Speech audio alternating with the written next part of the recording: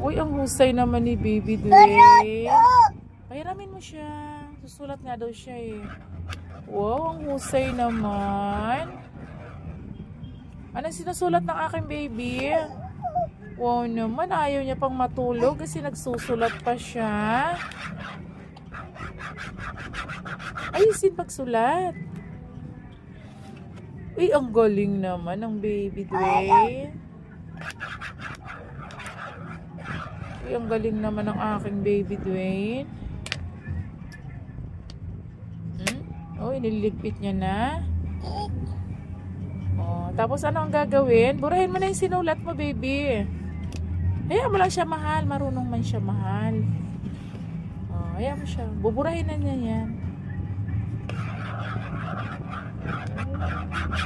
Ayaw niya pang matulog. Naglalaro pa siya. Uy, ang galing. Ang husay naman ng aking baby. Oh, paano ka magsulat? Paano magsulat? O, si ate matutulog na, oh. Si Baby Dwayne ayaw pang matulog. Si ate niya nakahiga na.